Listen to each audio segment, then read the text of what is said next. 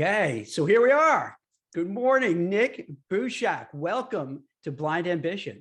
And it's all about, my pleasure. I'm glad you're here. Jem is awesome. I had the pleasure of speaking with your, I guess, co-founder, co-CEO, Steve, a little while ago for a Forbes piece. So fortunately, I'm all up to speed with all the great things you're doing.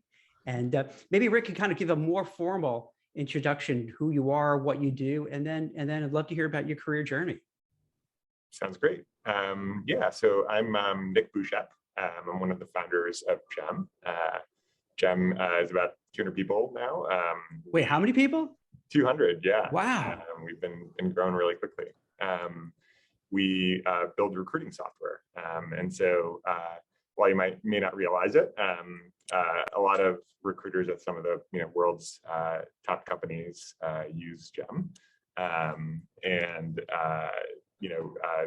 Recruiting teams at places like Coinbase, Lyft, Asana, Twilio, Square.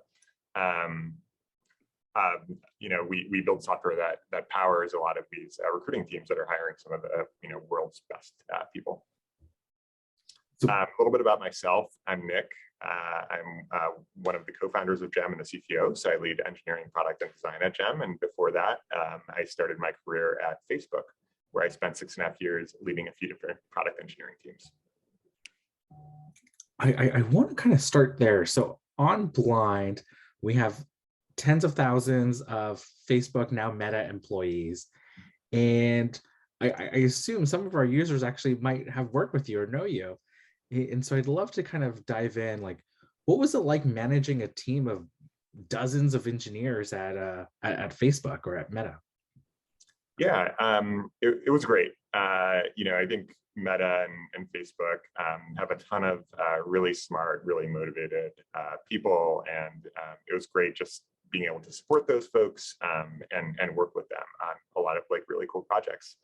I think there's a ton that happens at Meta and Facebook that's really exciting. The scale is really exciting, and overall it was just really fun to be able to work with great people.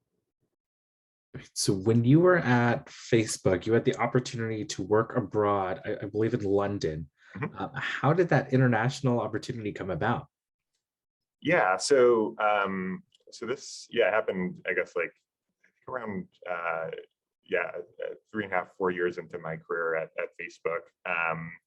At the time I was working on Facebook's business profiles and ads. The Facebook ads team was actually acquiring an ad tech company called LiveRail.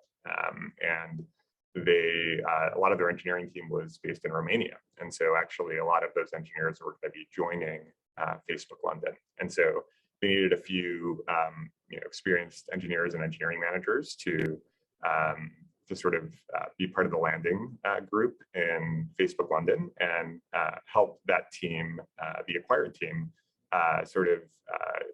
get connected into Facebook and set them up basically for success at Facebook London. And so I was offered that opportunity and was really lucky to have been offered that opportunity. Moved over to London for 8 months. It was really great. It was always on my bucket list to go and live in a different city. It was also really cool to learn about all the challenges associated with acquiring a company and really kind of setting up an acquired team for success within a larger company. It was also really interesting for me to see some of the challenges associated with being a remote office, the Facebook London office, which at the time was one of a small number of offices for Facebook, other than their Menlo Park office that actually had engineering, product, and design. And so there were some interesting thinking about sort of how collaboration would happen with headquarters and some of the challenges associated with that. So it was a really, really great experience and a great learning opportunity for me. The one thing I would call out is, at least in my mind, it was pretty important for me to come back to the Bay Area, and call me old school now, but at the end of the day, the Bay Area just has a ton more tech and much larger sort of tech community than other cities in the world. And a lot of my network was here in San Francisco in the Bay Area. And so, I really enjoyed my time in London, but knew that I would want to come back to San Francisco in the Bay Area in the long term. And, sure enough, that was actually, it was through the Bay Area and, through sort of, the people that I knew who were here that I ended up teaming up with Steve Bartel, my co-founder, and starting Gem. And I think, that's one thing I would call out for folks is that location. I do think also sort of matters in terms of setting up your career, and to always be thinking through kind of where you have the biggest network and kind of your long-term career growth and long-term network. It's an interesting point, Nick. So that there's so much talk about remote work, and in the tech area, from what I see, it's so hard to find talent that they're getting people from Romania, from Ukraine, from Latin America, you name it, from Africa. But I guess it still is important to kind of be in the ecosystem where it's dominant. So if like you want to be in Wall Street, you probably should be, in New York City as opposed to somewhere else, even though you can do the same work from your home. Yeah. Yeah, and that's, and again, I think, things are gradually shifting over time. And, within Europe, London is one of the best for tech. But, when you look at like the sheer concentration of number of engineers and number of tech companies, along with, the number of venture capitalists and venture capital funding, it is still pretty concentrated in the Bay Area. And so, depending on what your career goals are, that could be pretty important. For me, I knew that I always wanted to either, work at a smaller company or start a company. And so that's a, big reason why I've tried to, mostly stick around San Francisco and the Bay Area. Why a smaller company or startup as opposed to kind of staying with a large organization? Because a lot of people on blind side, and just generally, it's some people always wondering what am I better off doing? Right. Yeah. Let's see. So for me, one of the most important. And are we going to be okay to? Don't, yeah, dude. No, hey, no worries. Awesome. Yeah.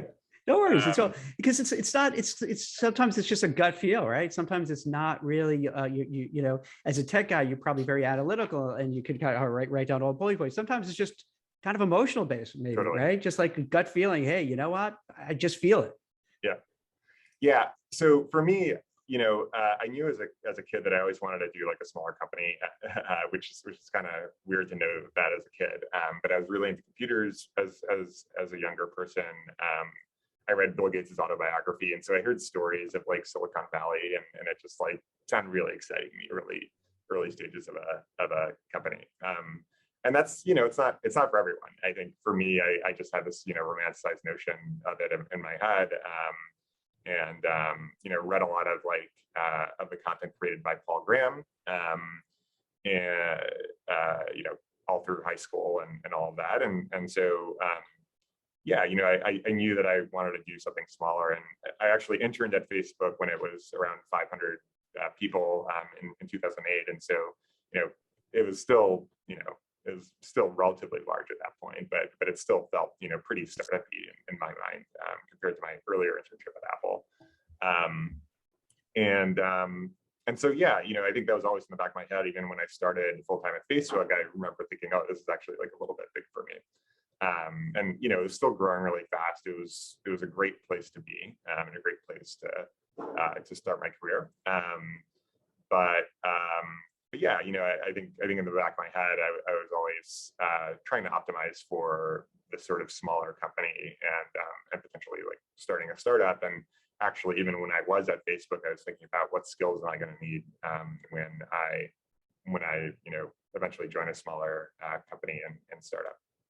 So once you did it, so you made that. A lot of people say I want to do something and they never do it. So I give you credit that you held to what your goals and you made it happen. So then when you started up, did you have a moment like, oh my goodness, I didn't think of this. Is this what I really wanted? Or was it, no, this is what I want and I'm going to go do whatever it takes to make it work? Like, what was your mindset? Yeah, no, I mean, I think I kind of, I had assumed that it was, a lot of the challenges were the ones that I had just read so much on the internet, and so I wasn't super surprised. If anything, I don't know. It sounds weird to say that I expected it, to be like harder in weird ways, because I, kind of like psyched myself out from, I think there were just a number of, I think you hear like a lot of like real horror stories of things that aren't going well and all of that. And to be fair, it's a long journey, and so I'm sure Gemma is going to have part. In every company, there are periods where things get really challenging. It's not to say things haven't been hard. I mean, I think I've had to like grow a ton, especially on things like hiring. At the end of the day, and we can maybe get into this at some point, but startup founder, pretty much what you're spending most of your time on day to day is hiring. But yeah, overall, I did kind of mentally prepare myself for a challenging time, and it was something that I kind of knew and expected and had prepared myself for. That's also good advice, because like what you're saying is you were managing your own expectations, but managing it so thinking it's going to be way harder than it was. So then when it wasn't maybe as arduous, you're like, oh, all right, this is okay. This is really good, because you're probably prepared for the worst, reading everything you were, talking to people about it, probably hearing horror stories from other startups. Then you're like, oh, all right, I'm prepared for this. So then when it happened, and then because sometimes if you're prepared for that mentally and it happens, you're like, oh, okay, I was expecting this. This has happened. Everyone said this is going to happen. It did. So I'm par for the course. I'll just keep plugging along. Yeah, totally. And it's been a great ride so far, and I've learned a ton, even in the 5 years that I've been working on it. So how did you get to meet Steve, and then when or how did you come up with the idea of Gem together? Yeah, let's see. So met Steve in college at MIT, and so I've known him for a really long time now. We were both, in the same class year, both studying computer science, and spent some time doing doing class projects together in school, and also knew each other pretty well socially. Steve and I actually lived together when we moved out here to San Francisco, while he was at Dropbox and I was at Facebook. I think we stayed in touch, especially socially, when we were out here. I think it just so happened that both Steve and I were thinking about our next thing at around the same time. Steve had just taken a little bit of time off, and was eager to kind of get started on something. And I was at a point at Facebook where I'd been there for 6.5 years, and I think felt like I was getting close to the point where I felt like I would learn more by being somewhere else, so that I wasn't really sure what that would look like. And again, like I had mentioned, at least in my head, it was either joining a smaller company or starting one.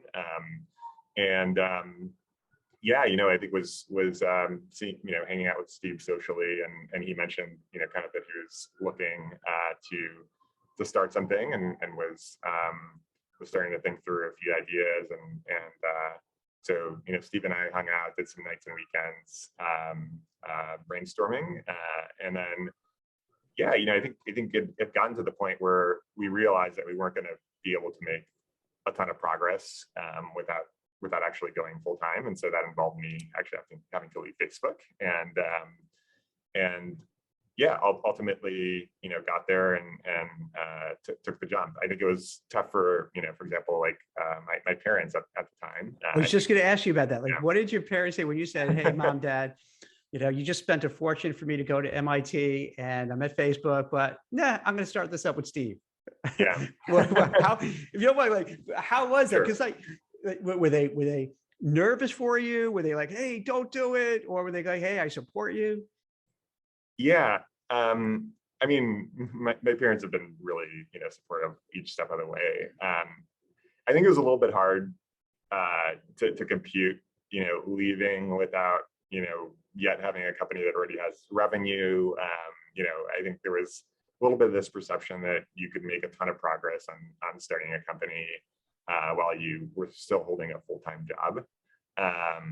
And I think that's definitely true for some people, but I think it became pretty clear to me, and this is something that I've heard from other startup founders as well, that to actually be able to focus 100% and do the things that you need to do, and in our case, actually interviewing a ton of potential customers, you kind of had to be working on it full time. And I knew this from kind of all the research that I had done on starting companies and all of that. And to be fair, I was lucky enough to have some money saved up, right, with Facebook, that I could actually take this jump, and that's not something that everyone can do. But yeah, I think I had kind of went back and forth with my mom on this, and eventually she sort of came around and she understood it. But it's definitely not intuitive to people who aren't in the middle of startup land and Silicon Valley. So they had no attachment to like the tech world, so they couldn't relate to what you're going through, I suppose. Yeah, exactly. And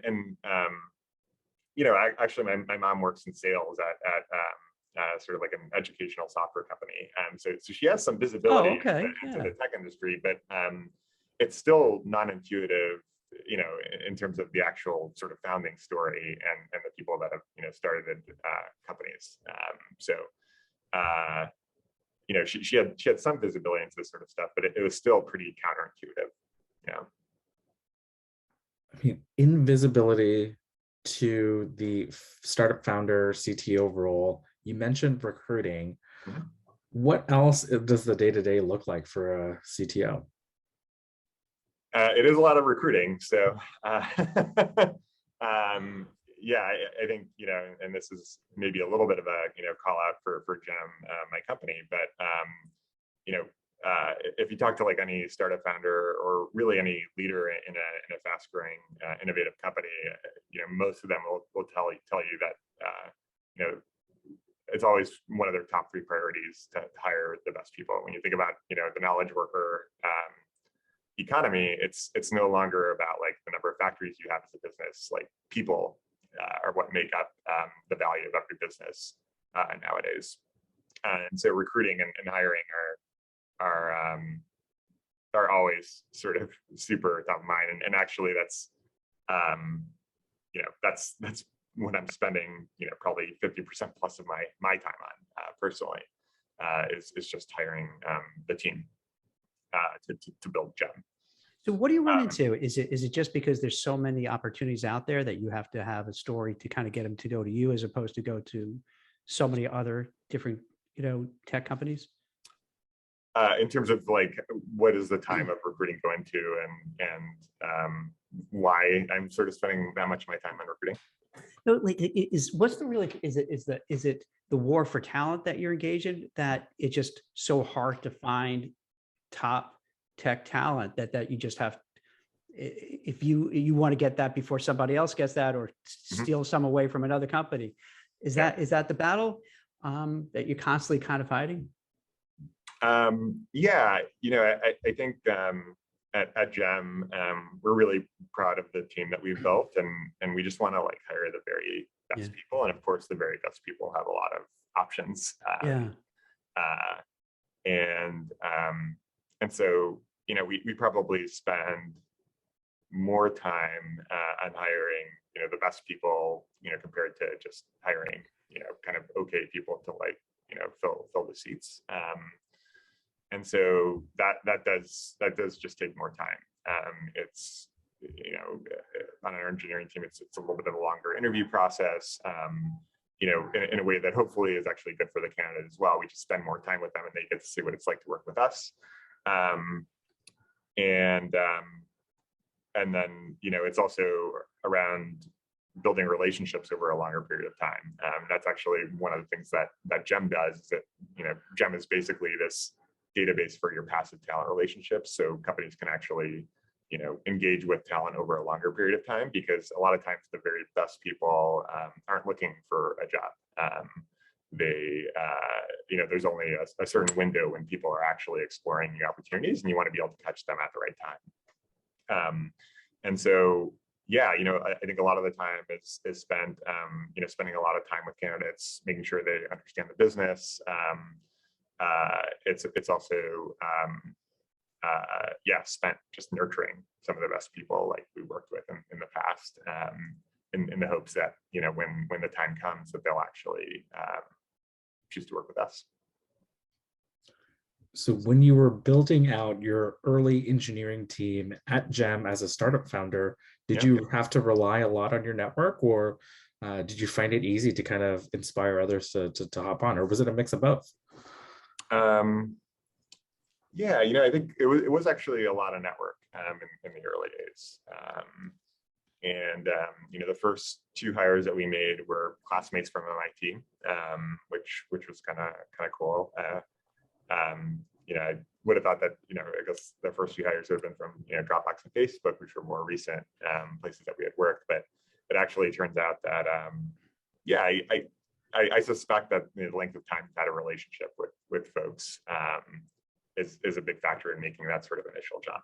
And so, our first 2 hires were from classmates from MIT. And then after that, I think the next few were people that Steve knew from Dropbox. I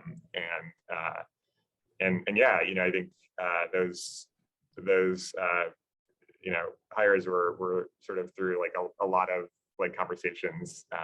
We were kind of nurturing a list of people that we knew were really great people, and we're getting coffee with them and things like that. And it is definitely challenging, the first few hires, and a lot were originally through the network, but it was also just like a lot of time spent getting coffees with a lot of people, and eventually like finding the ones that would end up being the founding engineers of the team.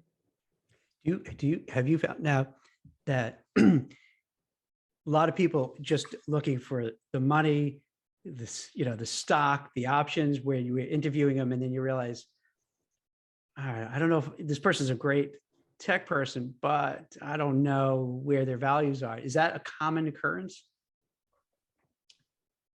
Let's see. Yeah, I think I see that maybe a little bit more I think like later on in terms of like the growth stage of right. These are after you hit your friends, your close right, now you kind of just you get random Rick and random Jack showing up, and we don't have that connection or that warm connection, or we didn't even have coffee together. And let's see. I think I don't think we're like yet big enough that we're kind of a destination for people solely looking for compensation. I mean, I think our compensation is like quite good, and we're definitely in a really exciting place.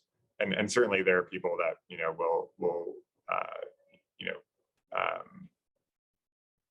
will index a lot on the compensation piece. I haven't. I mean, I think like our comp is like pretty, is pretty competitive compared to like other companies of around our stage. I don't, I don't see, I think like there are folks that are looking for like, just kind of the highest comp possible. That's not us. we base our compensation based on like benchmarks, and we're on the higher end for sure. But I think folks who are optimizing purely for compensation, I think the interview around in a few places, they'll probably be able to find, at least like, one or two places that are going to be like higher comp, and maybe they head there.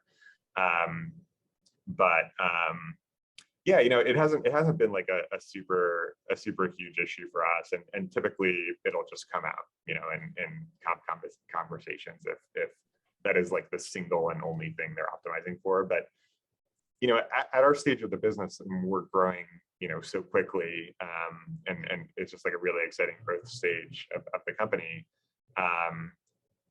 Minor variations, for example, in like valuation or compensation, when you think about sort of the big picture of like 5 years out, and what is the stock going to be worth like 5 years out, like I think it's more important to go somewhere where you really believe in the people, and you think it's like a really great smart set of people to work with, as well as like really believing in sort of the direction and future of the company, rather than potentially like micro optimizing on a specific compensation offer at a point in time. I mean, so alternatively, let's say one of your recruiters or you reach out to me directly. How do I make my candidacy stand out for you amongst all the folks you're reaching out to, or that are even applying? Yeah, well, I think I'm not making a ton of individual decisions on candidates myself nowadays, but yeah, I think folks who have actually spent time to understand the company, understand what we do, and who are excited about, for example, recruiting, and I think. I think especially for people earlier in their careers, they may not realize just how important hiring and the people you work with around you are to like the success of a business, or even just having a workplace where you really enjoy working with people. But folks who do sort of understand the value of recruiting and are really excited about just building a product that individual users and individual recruiters love to use. I think that kind of comes out from relatively early on in the interview process, and is something that I do think helps people stand out. Obviously, like good performance on interviews as well is that's pretty important, and it's something that we look for, obviously. But I think that's maybe the one piece that I would say that we're probably like most excited about is folks who understand what we're doing, have taken a little bit of time to learn about the company, and who are just really energized by building products that recruiters love to use. I mean, on building, so your role is quite interesting because as CTO, you lead the engineering, product, and design teams. What advice do you have for developers or other technologists who might not have gotten the chance to work so closely with design or even product? How best can they kind of work together or collaborate? Yeah. So yeah, I think both both product and design, they're real experts in what they do, and so if you get the chance to collaborate really closely with a product manager or a designer, definitely spend time with them. I think one of the most important things is to just communicate. So spend time with them, talk about what you're working on, get their feedback on things. A lot of times these are potentially different perspectives to how an engineer might be thinking. But it's through that collaboration as sort of a triad that really enables great products to be built. So yeah, I think that's like my primary thing is to just communicate. And and spend that time talking and communicating with like your product and design partners, because it's through that deeper collaboration that you get to really successful products. Are there things that you wish more like developers and technologists knew about product and design work? Are there kind of like common misconceptions you see when folks start on the team or start at GEM? Yeah, I think there's definitely like one mode of operating where where each of these groups, you sort of see them as like siloed.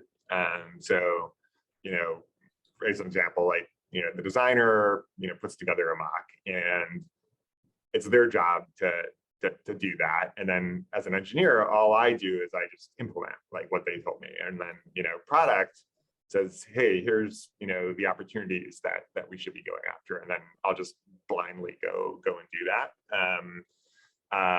And yeah, I think that's like relatively common is sort of the assumption that things are kind of black and white, and it's all, everyone has their individual job, and then, kind of comes together in a waterfall model. And eventually, as the engineer, your job is to just take what people are telling you to do and then do it. But I think the reality of it, and I think the very best, engineering, product, and design teams are collaborating a ton. Product managers are taking some interest in how we're solving the problem, not only just defining it. Engineers are caring about the definition of the problem, and they're trying to they're participating in that conversation about what are the biggest things that we should be going after as a team. And engineers might be going and giving feedback to designers on mocks and working with design in the early stages of solving the problem. And similarly, design might be going to engineering and getting their help in some of the early stages of a project, even in before they've put together some representative mocks. And so yeah, I think that's the biggest misconception that I see, and maybe there are some companies where engineering, product, and design teams are run that way, but I really do believe that the more all the groups collaborate, the better the outcome is. Nick, on a kind of a different topic, given the marquee brands that are your customers, and you're very data driven, and what we're seeing now, with Russia invasion of Ukraine and everything going on, high inflation, are you seeing, can you see patterns, given where you're in the epicenter of it, right? You're dealing with all these people, you have, access to all these recruiters, all these firms. Is everything still going according to how it was, or are you noticing changes and companies a little kind of freaked out by circumstances and maybe holding off on hiring and just, you know what I mean? What are you saying? Is this impacting things? I haven't seen too much yet, honestly, in terms of things affecting the economy, at least for our US based customers. So yeah, I think, for example, with the pandemic, there definitely was a point where everyone was just like, whoa, like we gotta just kind of put everything on pause and see what's going on here. But I haven't seen something to that level yet, at least from my perspective. Do you have folks working for you in kind of Eastern Europe that? We don't. Yeah, we're still, at least for GEM, we're pretty much based in the US. Yeah, because that has to be so challenging for companies that have workers in these danger zones and trying to figure out how do we take care of them, what to do. So it's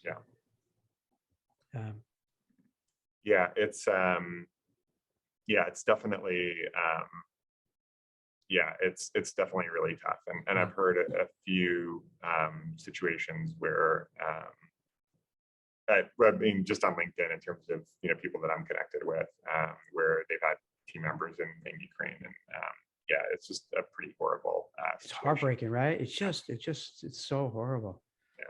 Yeah, and actually, my grandparents actually moved over from Ukraine to the U.S., and so I'm kind of second generation or third generation. But yeah, definitely have like a connection there, and yeah, it's yeah, definitely a tough situation for the whole world. So in these tough situations like geopolitics, pandemic, are you seeing folks using GEM in a novel way or in a way that you hadn't expected? Are folks getting creative?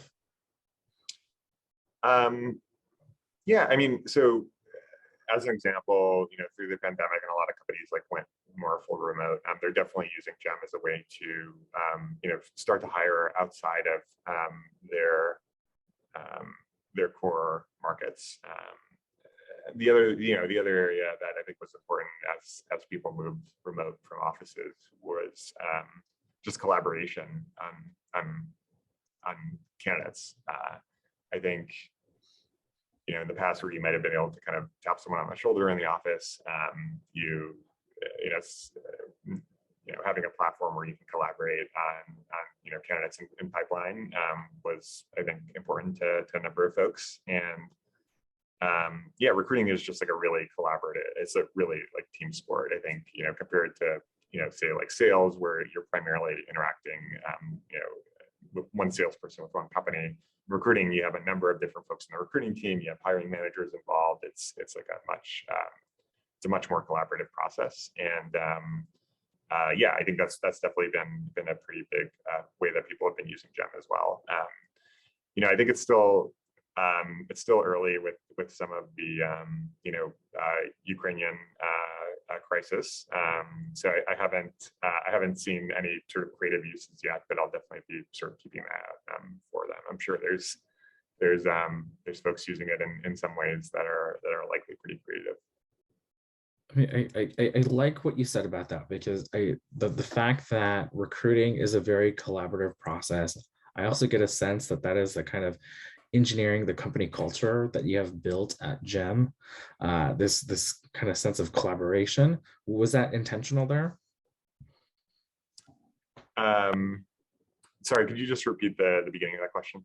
Yeah, so like I get the sense like recruiting is a collaborative sport, you could say.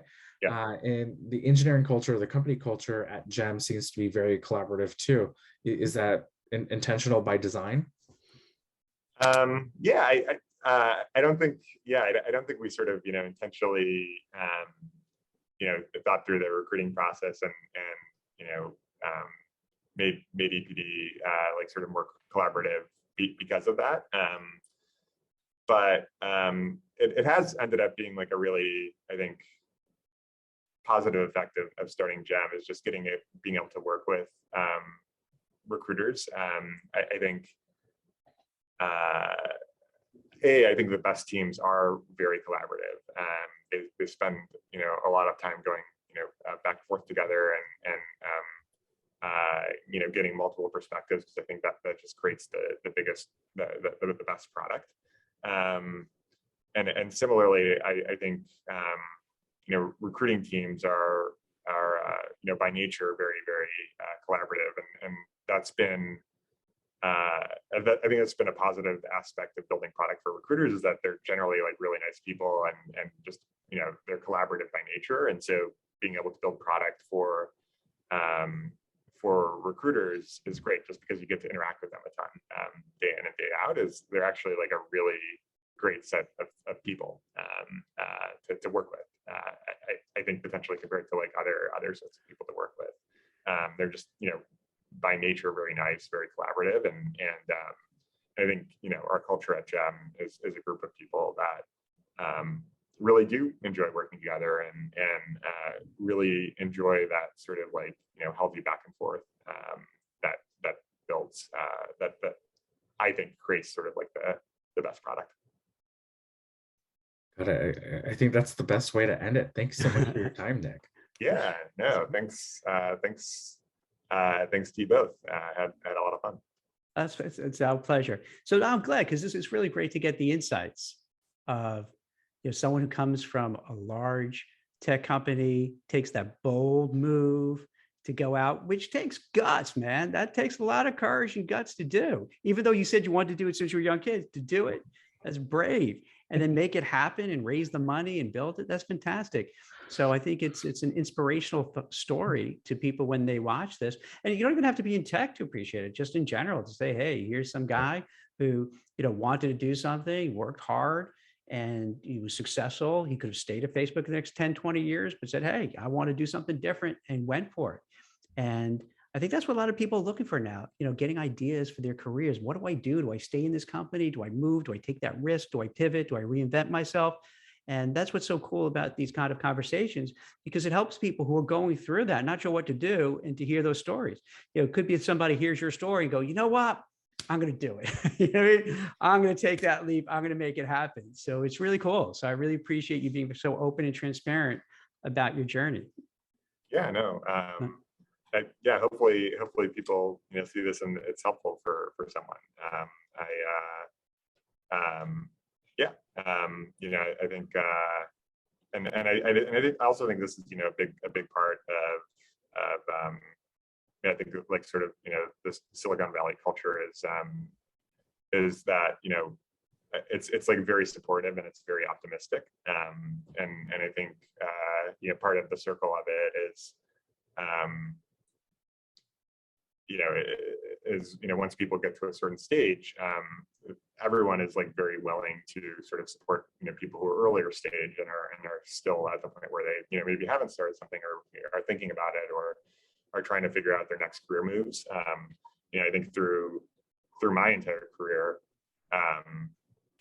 just reaching out to different people that where they had journeys that I was inspired by or wanted to learn about, almost everyone was willing to chat, no matter sort of how senior they were or anything like that. And I think super happy to be on the show, and hopefully it's helpful for someone. It's and it goes back to what you said earlier, that it makes sense from what you were just saying too, to kind of maybe find that if you're interested in a certain sector, to kind of go where the action is and to get into that ecosystem, because then you can have that collaboration. You're not doing it yourself. You're not, and I guess in a day and age where we're remote work or hybrid and you're alone in your apartment, it's going to be hard to make those contacts, build a network, get noticed. So if you kind of get, whether Silicon Valley, Wall Street, wherever, to find those hubs and just go for it. And even if that means a little discomfort to picking up and moving and leaving, that's another thing that we bring up. That's something you have to consider, for people who are watching. You have to think, maybe if they really need to get their career to the next level, go where the action is and build your network there. Yeah, that's a good piece of advice. And I think, sure, like a lot of things are kind of, luck or all of that, but you do have control over a number of things that can sort of increase the odds that you're gonna be at the right place at the right time. So excellent. Well, once again, thank you so much, Nick. This was awesome. Right. Yeah. Great to meet you, Stu. Thanks. Yeah. Thanks so much. Take care. Give my regards to Steve. Will do. All right. Yeah. All right. See you, Jack. See you around.